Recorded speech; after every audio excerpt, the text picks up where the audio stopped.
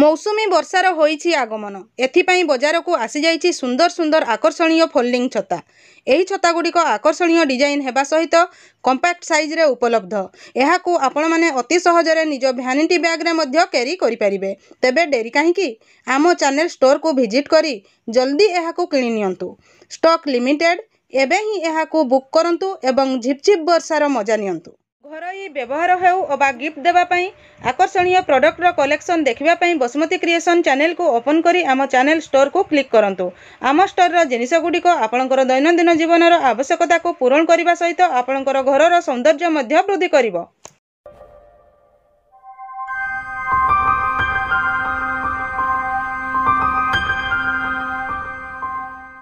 Hello and welcome to my channel Basumati creation. Odisha livelihood mission department of mission Shakti एक letter जारी करा जायछि। सेही letter T केबे आसी कहा पई आसीछि सेथिरे कोन करबा को पड़िबो चलंतु एई वीडियो माध्यम रे डिटेल्स जानिबा। देखंतु एई लेटर टी हमर 21/6/2025 तारिख रे आसीछि। लेटर नंबर होछि 672/25। चैनल टी को प्रथम थर पई देखुथिले सब्सक्राइब कर नियंतु एवं पाखरे थिबा घंटी चिन्हटी को टिपी ऑल बटन को प्रेस कर दियंतु। ताहले आपण माने मोर आगामी वीडियो रो नोटिफिकेशन ठीक समय रे पाई परिबे। एही लेटर टी doctor Manika Priyadarshini IAS state mission director cum CEO समस्त जिलार सीडीओ कम ईओ जिला परिषद मानकु पठाइछंती। ताहले एही लेटर रे कहा जाइछि जे 2025-26 आर्थिक वर्षर जो फाइनेंशियल लिटरेसी ट्रेनिंग कहले एफएलसीआरपी जो माने अछंती जीपीएलएफ रे कार्यरत एमबीके माने ही एफएलसीआरपी कार्य करथांती। एही एफएलसीआरपी जो माने अछंती सेही एफएलसीआरपी मानकु जो माने अनट्रेंड से मानकु 6 दिनर ट्रेनिंग एवं जो माने ट्रेंड बा पूर्वरु ट्रेनिंग नैथिले एफएलसीआरपी से मानकु 2 दिनर रिफ्रेशर ट्रेनिंग प्रदान करिबा विषय रे एथिरे कहा जाइछि।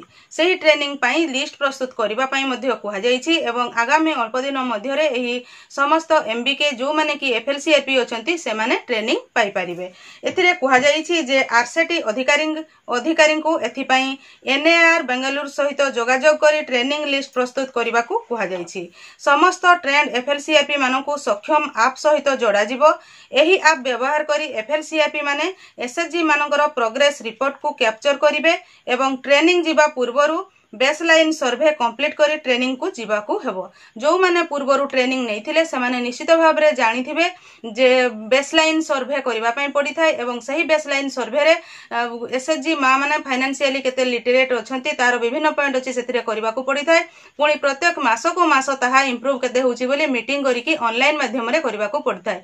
तो एही एफएलसीआरपी ट्रेनिंग जीवा पई हेले जो माने पूर्वरु ट्रेंड एफएलसीआरपी थिले से माने बेसलाइन सर्वे करिकी सही ट्रेनिंग को जीवा पई कहा जाइछि।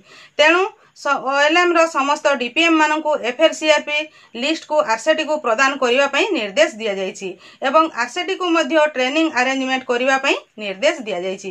ताहले निश्चित भाव रे जो माने नूतन भाव रे एमबीके हेतिले एवं एफएलसीआरपी ट्रेनिंग पाई पारि नथिले बा जो माने पूर्वरु एफएलसीआरपी ट्रेनिंग पाइथिले एवं पुणी से माने रिफ्रेशर ट्रेनिंग पाई परिबे जोथिरे कि जो सक्षम एफएलसीआरपी रो जो बेसलाइन सर्वे करिकी प्रत्येक मास को मास तांकर इंप्रूवमेंट फाइनेंशियल लिटरेसी उपरे कोन होउची ताहार रिपोर्ट को जेमती ऑनलाइन कैप्चर करिबा पई पड़िबो जोटा कि सक्षम आप द्वारा ताहा डिटेल्स जानि परिबे। एही परि नुआ इन्फॉर्मेशन पाइबा पई मिशन शक्ति ओएलएम बा एसएचजी रिलेटेड इन्फॉर्मेशन पाइबा पई आपण मो चैनल रो वीडियो गुडी को रेगुलर देखुथांतु। आजिरो वीडियो रे बास एतिकी।